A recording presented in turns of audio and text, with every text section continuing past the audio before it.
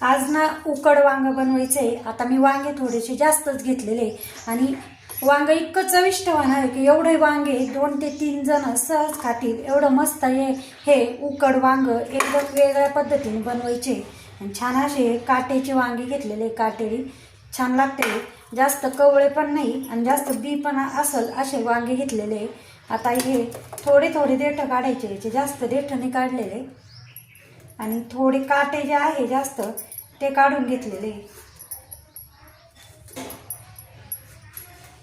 आता कीड काही असलं तर ते पाहून घेतलं आणि अशा पद्धतीने वांग कापून घेतलेले। आता याच्यात थोडे या पाण्यामध्ये लगेच वांग टाकलेले, कारण वांगे काळे पडते म्हणून थोडंसं मीठ टाकलं आणि त्या पाण्यामध्ये वांगे थोड्या वेळ धुण्यासाठी टाकलेले। आता सगळेच वांगे या पद्धतीने कापून घेतलेले। आता हे देठ मुद्दामच जास्त ठेवलेले, मोठं जास्त कट केलेलं नाहीये।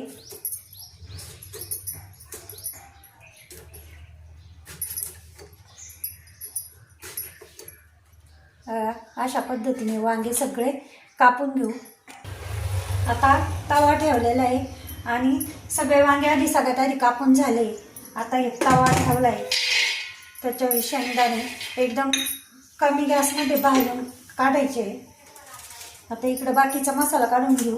आता याच्यात मी मोठा 1 चमचा धणे घेतलेले, या लाल सुकलेल्या मिरच्या घेतल्या आणि ओलं खोबरं घेतलेलं या ठिकाणी।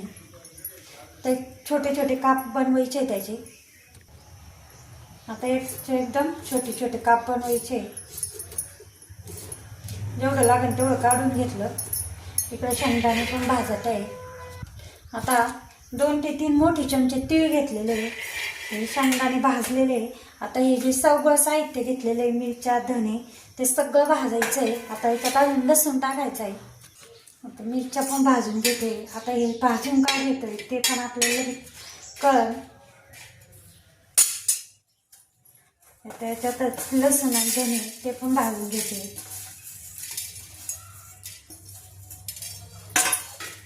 तीळ पण याच्यातच टाकते भाजायला।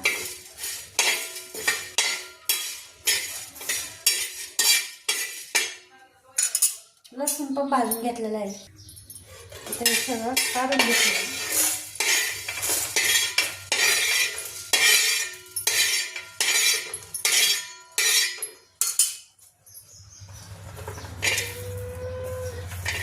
आणि आता हे ओलं खोबरं ते पण थोडंसं भाजून घेतलं। आता याच्यात मी अजिबातही तेल टाकलेलं नाही आहे, कोणते हे सगळं भाजलं पण त्याच्यात अजिबात तेल टाकलेलं नाही आहे, तेल न टाकताच भाजलेलं आहे। फक्त त्याचा कच्चापणा निघून जावा यासाठी हे बाहेर भाजलेलं आहे। आणि ते पण का भाजायचं की उकड वांग बनवायचं आहे आणि मग तो कच्चापणा लागू नये म्हणून हे सगळं भाजून घेतलेलं आहे। आता हे जे सगळं भाजून घेतलेलं आहे ते आता मिक्सरच्या भांड्यात पाणी न घालता वाटून काढायचं आहे। आता हे वाटून झालेलं आहे, त्याच्यात मीठ टाकायचं आहे। आता अंदाजे मीठ टाकलेलं आहे, अंदाज घेत मीठ टाकायचं आहे।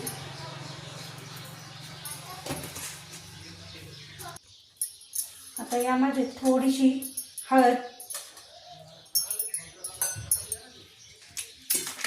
थोडासा कांदा लसूण मसाला, 1 चमचा असा कांदा लसूण मसाला, असा थोडासा कांदा लसूण मसाला घातलेला आहे। 1 चमचा तेल आणि 1 मूठ कापून घेतलेली कोथिंबीर।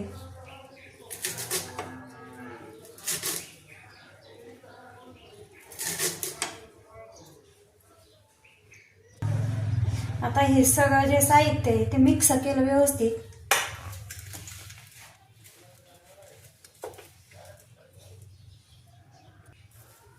आता हे वांगे सगळे पाण्यातून काढून घेतले। मसाला पण छान दिसत आहे, मस्त दिसतोय आणि भाजून घेतल्यामुळं त्याचा एक मस्त असा खमंग सुगंध येते।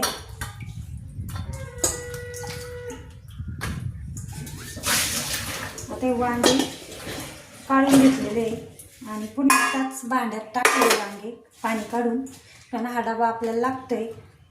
आता हे जो मसाला आहे तो वांग्यामध्ये या पद्धतीने घातलेला आहे. दाबून असं मसाला घालायचा आहे सगळा.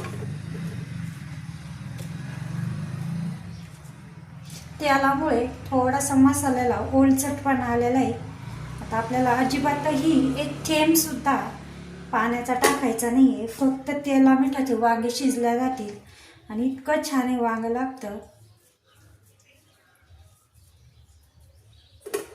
अशा पद्धतीने सगळ्या वांग्यांमध्ये मसाला टाकून घेऊ. आता या पद्धतीने या डब्यामध्ये सगळे वांगे मसाला वांगे ठेवलेले. आता कुकरमध्ये थोडंसं पाणी घेतलं आणि आता याची एक ते 2 शिट्ट्या होऊन द्यायच्या. 1 शिट्टीमध्ये हे वांगं शिजलं जातं. आता याची 1 शिट्टी झाकण लावून 1 शिट्टी होऊन देते. आता शिल्लक मसाला आहे, आता तो एका साईडला केला. आता हे 2 टोमॅटो घेतलेले धुवून आणि कांदा घ्यायचा आहे. आता 2 मीडियम साईजचे कांदे कापते. टोमॅटो ही 2 मीडियम साईजचे घेतलेले ते कापून घ्यायचे. आता इकडे शिट्टी होती तर तेवढ्या वेळ कांदा आणि टोमॅटो कापून घेऊ. आता शिट्टी पण झाली आहे. इकडे 2 शिट्ट्या झालेल्या आहे आणि कांदा टोमॅटोही आपला कापून झालेला आहे. आता 2 शिट्ट्या झालेल्या आहे. आता थंड होऊन द्यायचं आहे. आता कढई ठेवलेली आहे. आता तेल टाकलेलं आहे. तेल थोडंसं जास्त टाकलेलं आहे, जास्त नाही टाकलं. फक्त आपण भाजीला 1.5 चमचा घालतो त्या ठिकाणी 2 चमचे तेल टाकलेलं आहे. पण आपल्याला वांगं नुसतं तेलात शिजवायचं आहे म्हणून मी थोडंसं तेल जास्त टाकलेलं आहे. आता हा कांदा टोमॅटो कांदा तेल तापलेलं आहे. कांदा याच्यात छान असं भाजून घ्यायचा आहे. कांदा लाल होऊन द्यायचा एकदम.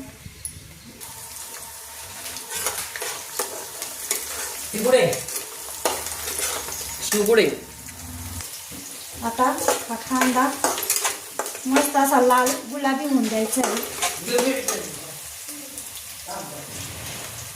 कांदा थोडासा असा गुलाबी झाला आहे. आता याच्यात हे टोमॅटो टाकते.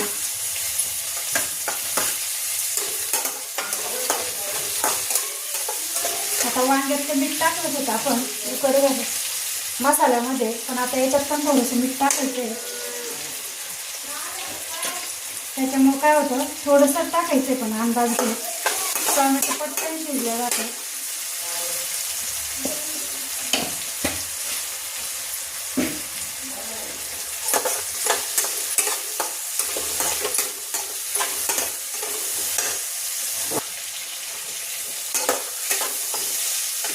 आता वाटणच्या वेळेला जे मसाला आहे ते पण याच्यात टाकायचं.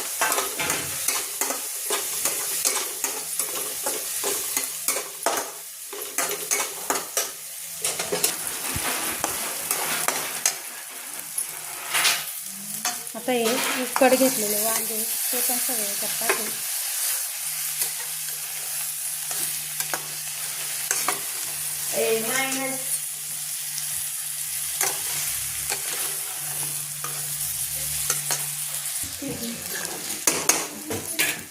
आता झाकण ठेवून एक वाफ घेऊ.